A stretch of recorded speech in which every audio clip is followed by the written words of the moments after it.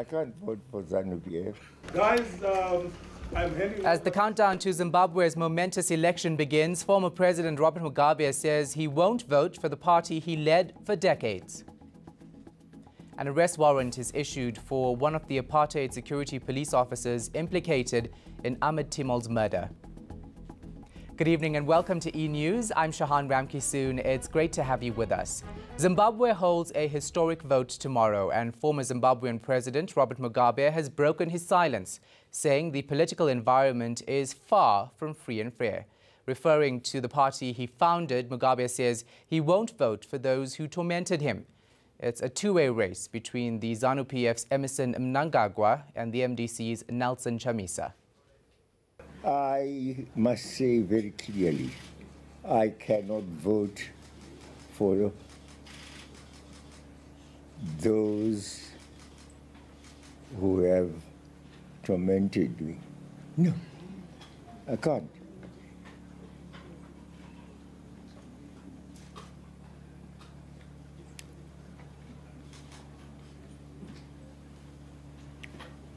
I'll make my choice among the other 22.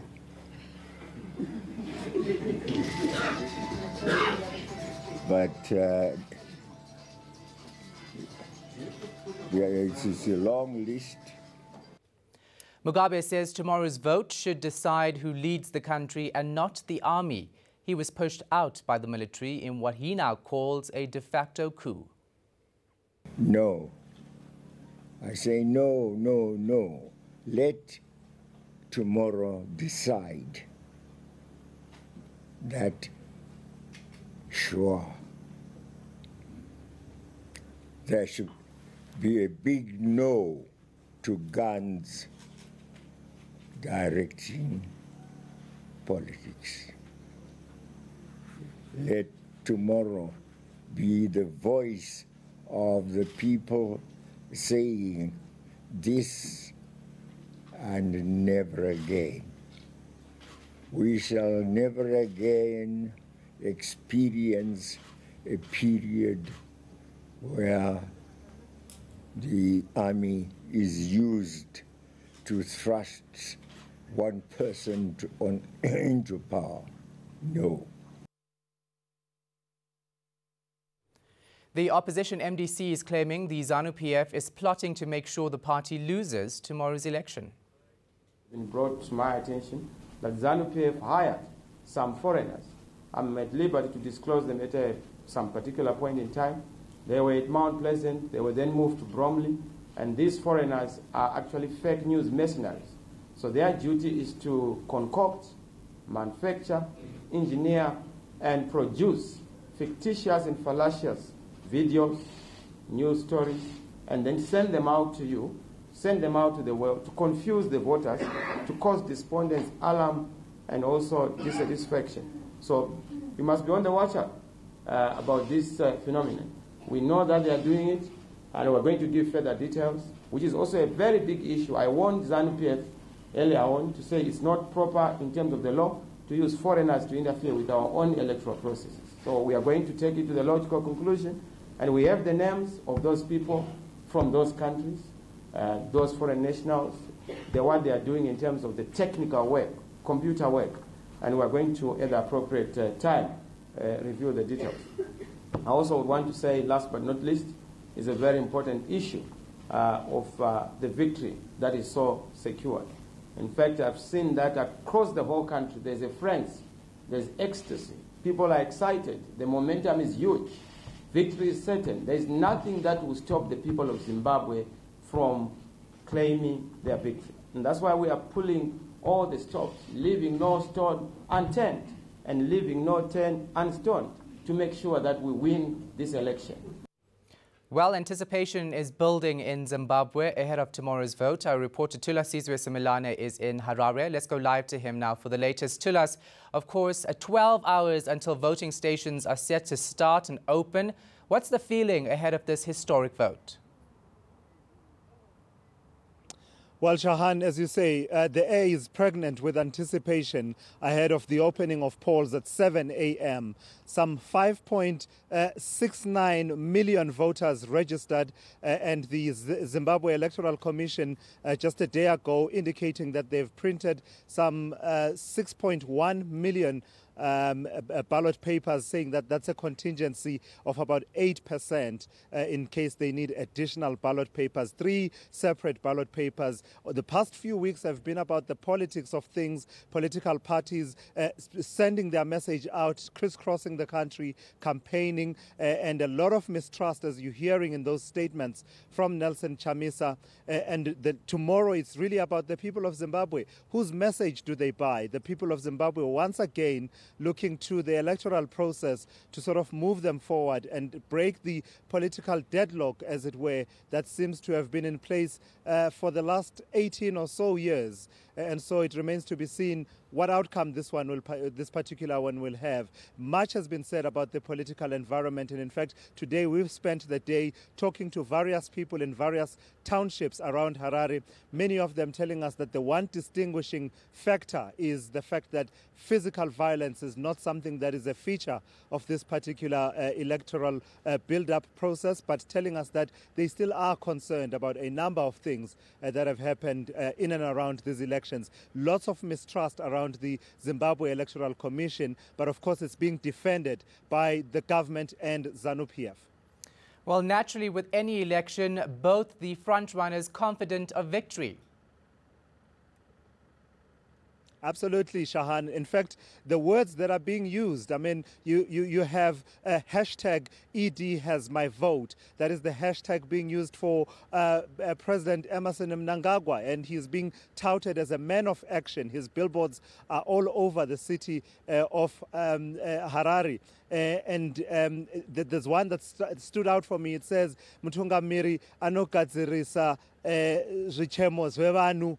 A leader who listens and responds to the cries of people. That's how he's being sold to the Zimbabwean electorate. Then on the other hand, you have the MDC pushing forward what it's called a smart plan that has to do with sort of giving Zimbabwe a restart in terms of the economy, in terms of infrastructure development. And they are talking about change that makes a difference. And you have Nelson Chamisa declaring that tomorrow will be Independence Day for what he calls the Second Republic of Zimbabwe. Nelson Chamisa saying that the ZEC, the Zimbabwe Electoral Commission, has decided to become a player rather than a referee, but saying that nevertheless the people of Zimbabwe will defeat them and they will claim their victory. So stakes are high, everyone claiming that they will emerge victorious. It's a matter of some 12 hours and counting before we see whether the people of Zimbabwe agree with one of these two sides.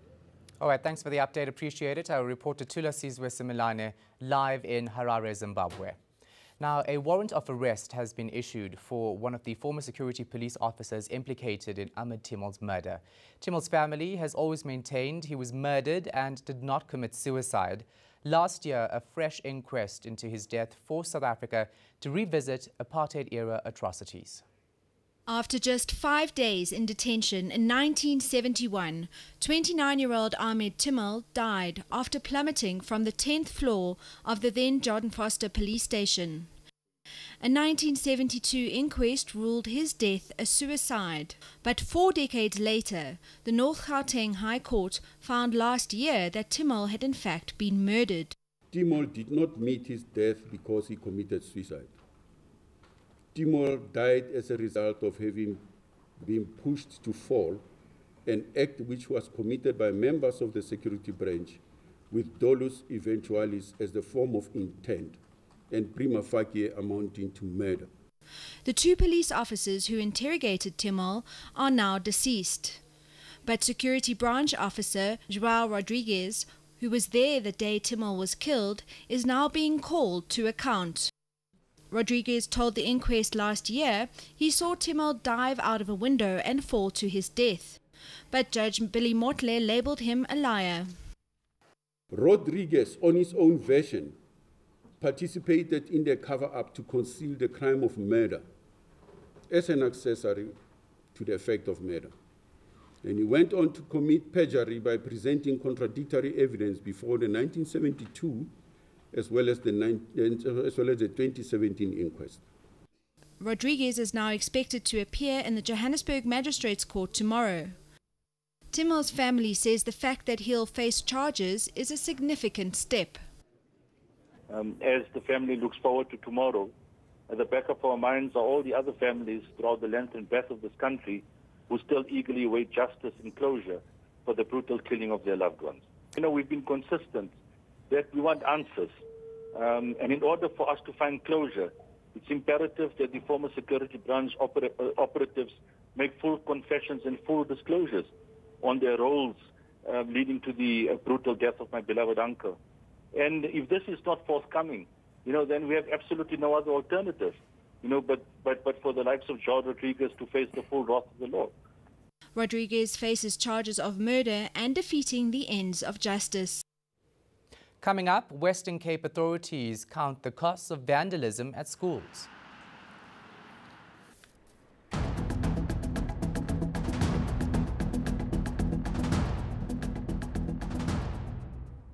Welcome back. The Western Cape government has to fork out more than R500,000 due to vandalism at schools over the winter holidays.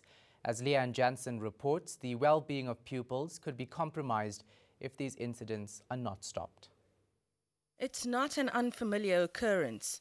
Vandals damaging school premises and stealing much-needed equipment. It was no different over the recent school holidays, with almost 27 schools targeted.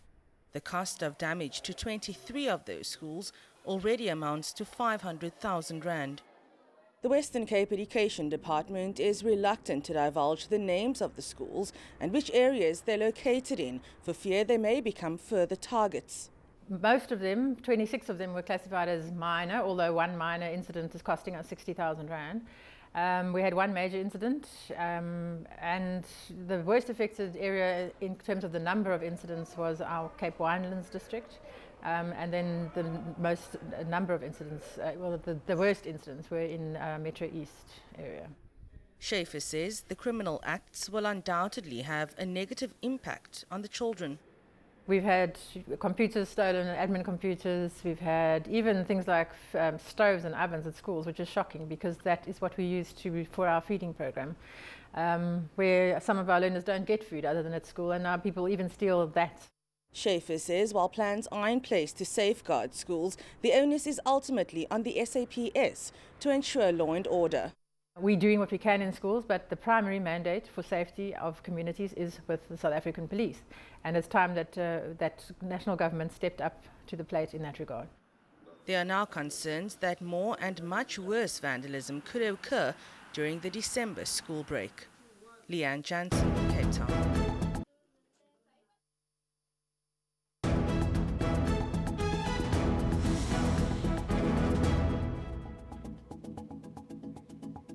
Here's a reminder of our top story. As the countdown to Zimbabwe's momentous election begins, former President Robert Mugabe says he won't vote for the party he once led.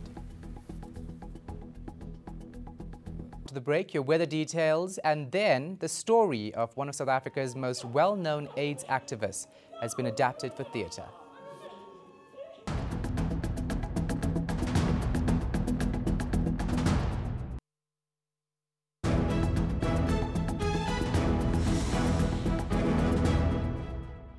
Welcome to the Weather Center, everyone. We are going to start off Monday with very cold temperatures over the western and southern interior as well as the central parts of the country. We will also start the day with light rain and drizzle along the north coast of KwaZulu-Natal, but things will dry out for these parts of the country later on in the day.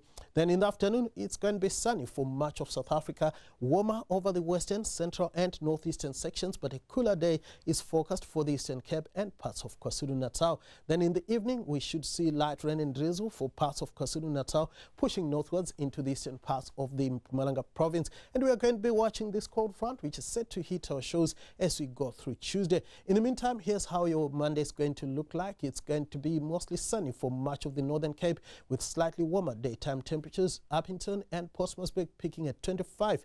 It will stay cool for Sutherland with a high of just 15 degrees. Sunny skies are forecast for much of the Western Cape, where highs in the upper teens and lower 20s conditions are forecast for your Monday afternoon. We are going to see similar daytime temperatures for the Eastern Cape, where it's going to be mostly sunny in most areas, partly cloudy, however, along the east coast and the central parts of the province. It's going to be partly cloudy for much of KwaZulu-Natal, with light rain in the morning around Durban and Richards Bay. Rain is also forecast later on in the evening over the eastern sections of the province. Mostly clear skies are forecast across the Mpumalanga province. A high of around 29 is forecast for Mbombela. Similar weather is expected across the Limpopo province.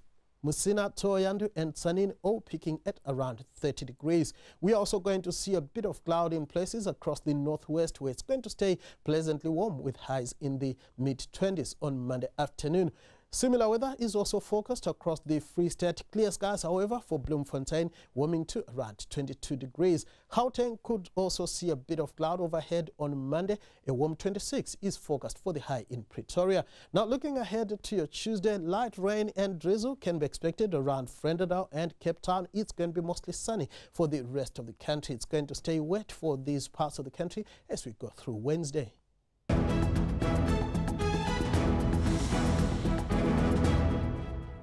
The story of AIDS activist Kwezi is being brought to life at the State Theatre in Pretoria. The show opened on Wednesday and runs until the 12th of August. Lindiwe Sitole has more.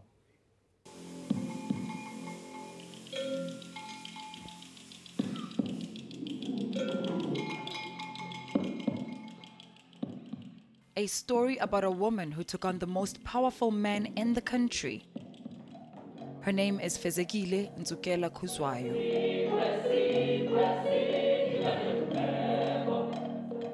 But you may know her as Kwezi.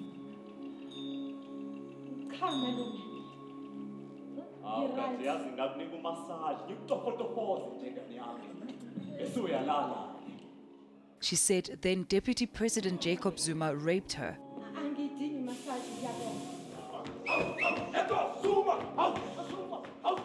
During the trial, his supporters made it clear that she was not welcome in the country. She was forced to flee, fearing for her life.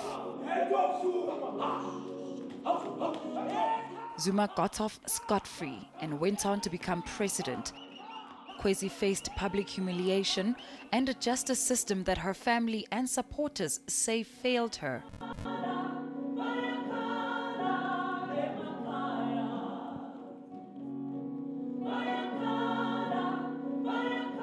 In 2016, the AIDS activist died.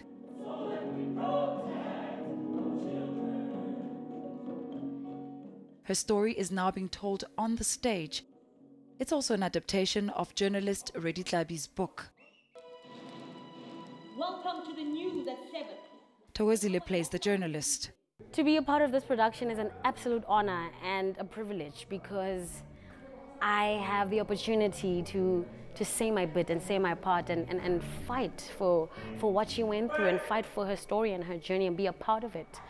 I was extremely affected emotionally by her case and just her life in general, and to be a part of this production, it's really helping me. It's a healing process for me as well. I feel like so many women and young girls and mothers, they can relate to her story of being sexually violated as a woman, but also I feel like these are contemporary stories that as South African storytellers, we need to really breathe life into them and extend the conversation beyond books and the pages.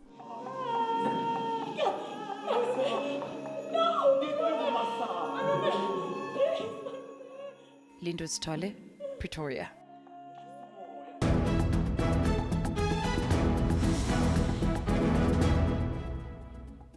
Here's a reminder of our top stories before we go. As the countdown to Zimbabwe's momentous election begins, former President Robert Mugabe says he won't vote for the party he led for decades. And an arrest warrant is issued for one of the apartheid security police officers implicated in Ahmed Timol's murder. From me, Shahan Ramkisoon, and the rest of the team, good night.